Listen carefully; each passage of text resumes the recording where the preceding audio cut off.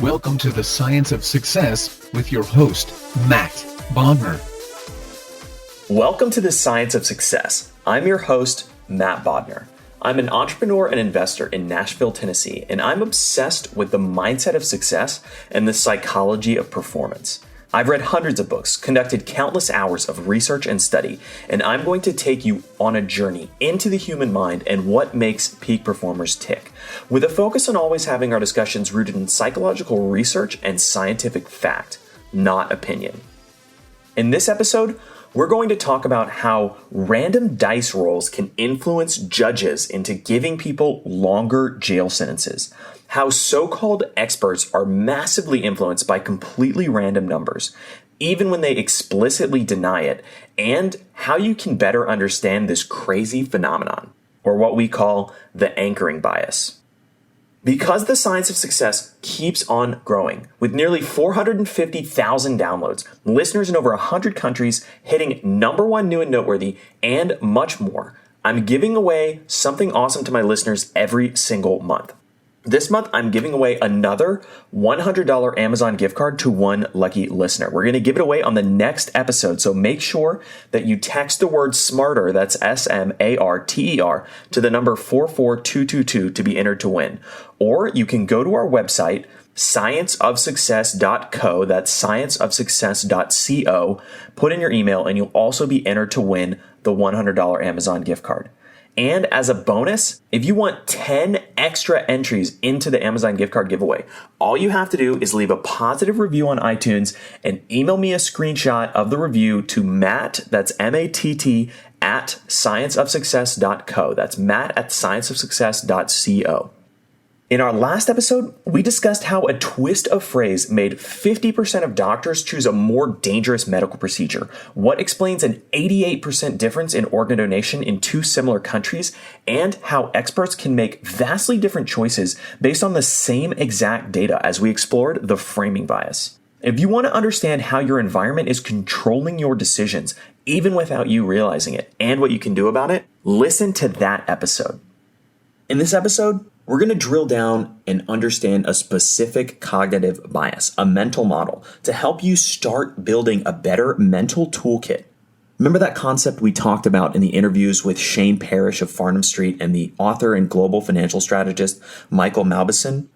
Both of them are experts in human thinking and decision making, and they both shared the same concept, the same idea, that what we should focus on to become smarter, to build better minds and make better decisions, is to build a toolkit of mental models, of reality that we can use to understand ourselves, understand our thinking, and understand the world around us.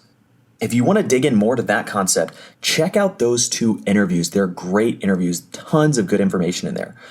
But today we're going to focus on a specific mental model, a specific cognitive bias, the anchoring bias.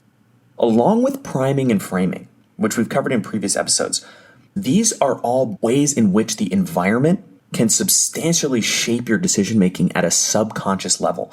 It's a cognitive bias that you want to be aware of, to know, to understand, so that you can add it to your mental toolbox, so that you can make better decisions, and so that you don't fall prey, like so many people do, to these dangerous cognitive biases. I wanted to open up the quote from the book Thinking Fast and Slow by Daniel Kahneman. We've cited this in a number of other episodes. It's an amazing book. Highly recommend getting into it. But before you do, there's other better books to start with because it's such a dense book. Amazing information in there. But we talked about in the priming episode some other books that are better to start with if you really want to kind of begin to get a grasp of psychology and how it controls and rules the world around us. Anyway, here's the quote. Quote, "The phenomenon we were studying is so common and so important in the everyday world that you should know its name. It is an anchoring effect. It occurs when people consider a particular value from an unknown quantity before estimating that quantity.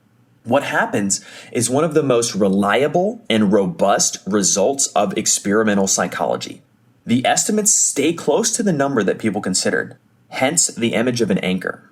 If you are asked whether Gandhi was more than 114 years old when he died, you will end up with a much higher estimate of his age at death than you would if the anchoring question referred to his death at age 35. End quote. Let's dig into that a little bit. Anchoring is the phenomenon where totally random or arbitrary numbers can substantially impact our decision making, can substantially change the values that we assign to things and the numbers that we select. He cites the example of Gandhi. They conducted this research study. They asked people whether Gandhi was more than 114 years old when he died. They also asked people whether Gandhi was younger than age 35 when he died. Now, if you ask that question, what happens, and you're already probably doing this yourself, what happens is you take that number, which is called the anchor, and then you start adjusting back from that number to something that's more reasonable. We all know that Gandhi was not 114. We also know that he was older than 35 when he died. But people who start adjusting, and this is the crux of the anchoring bias, typically people will move away from the anchor until they get to a point of uncertainty, until they get to a point or a place where they're not sure if they should keep moving the anchor any further. The problem is that's where they stop. That's where they kind of place their guess. But typically they don't go far enough. And so the anchor has a substantial impact on their guess or on the number or on the value that they associate to this. And we'll get into some real world implications of this. To give you another illustration of the anchoring effect, Kahneman and Tversky conducted a study where they had a rigged wheel of fortune. It would only ever either go to 10 or 65. Now it had 0 to 100 on there, but it was rigged to only ever stop at one of those two numbers. What they would do is stand in front of a small group of people, ask them to write down the number when the wheel stopped. Again, the number would either be 10 or 65. And then they asked them two specific questions. Is the percentage of African nations among UN members larger or smaller than the number you just wrote? The next question, what is your best guess of the percentage of African nations in the United Nations? Now, as they point out, spinning that wheel of fortune has no impact on the number of African nations in the United Nations, provides no valuable information, but it had a substantial impact on respondents and how they felt and how they thought about the second question that they were asked.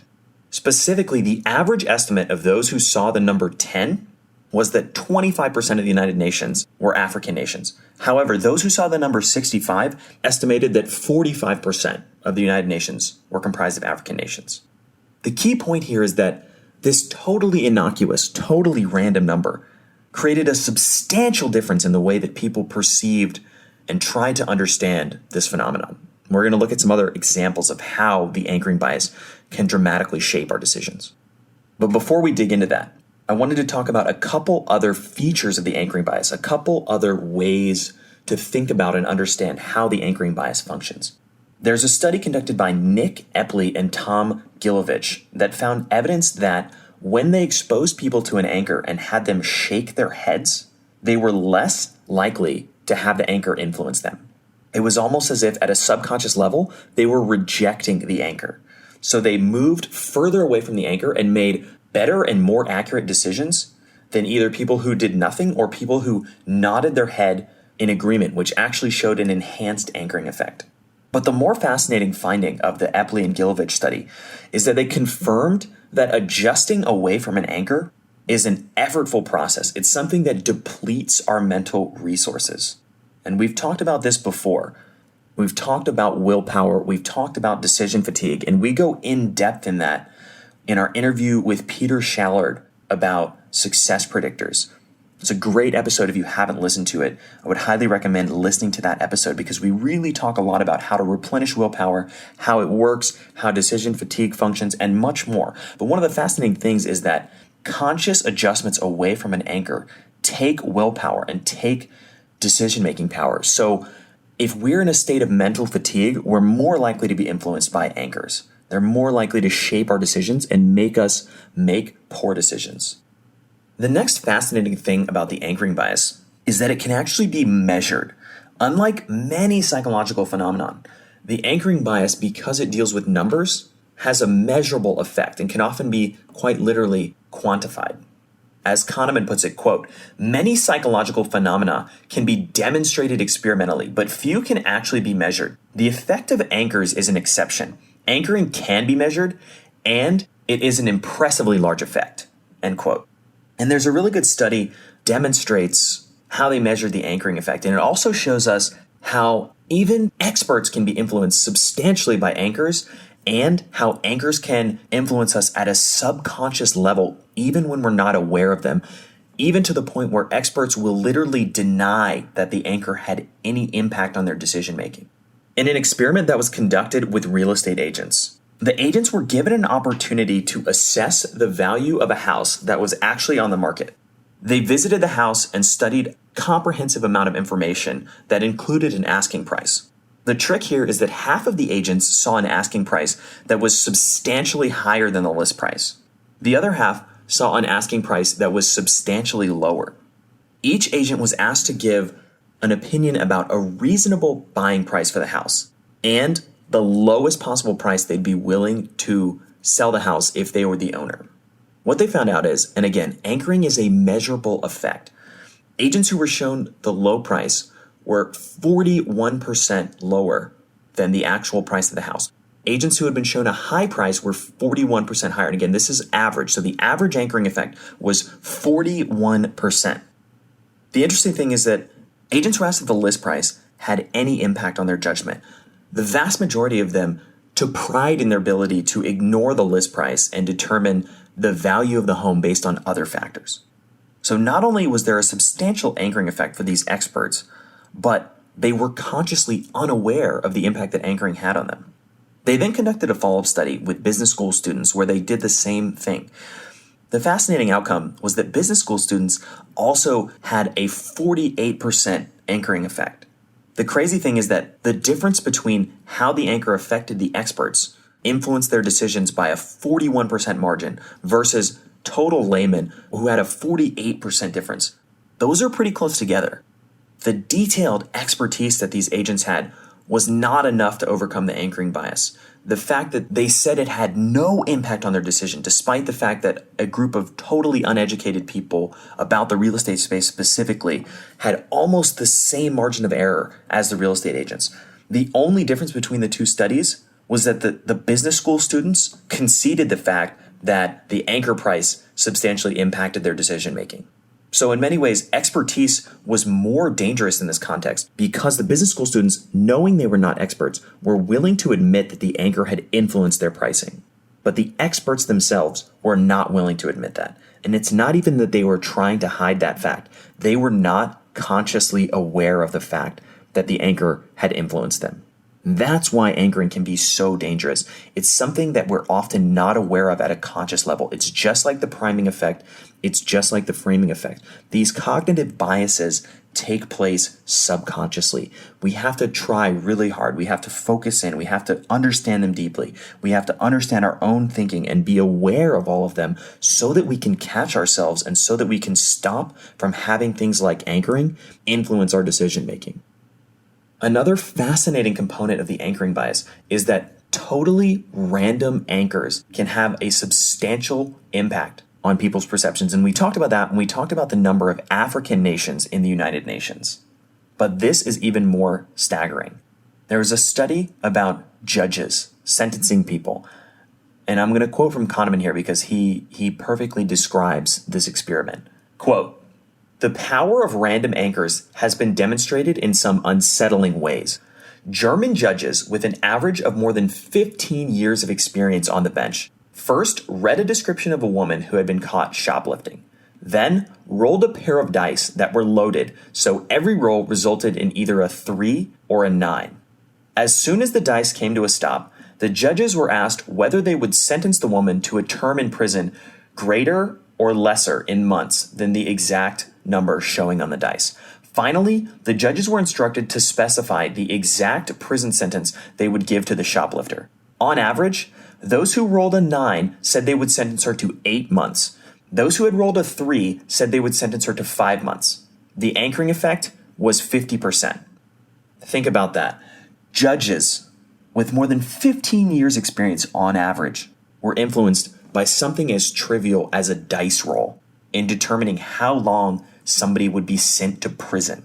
There's a 50% anchoring effect on these highly trained, highly experienced experts, people who we think of as totally unbiased. And we've talked before about, in a number of the weapons of influence episodes on the podcast, about how other factors can substantially influence judges in their decision making, but it's really scary sometimes when you think about the fact that our judicial system can be influenced by such random and arbitrary things.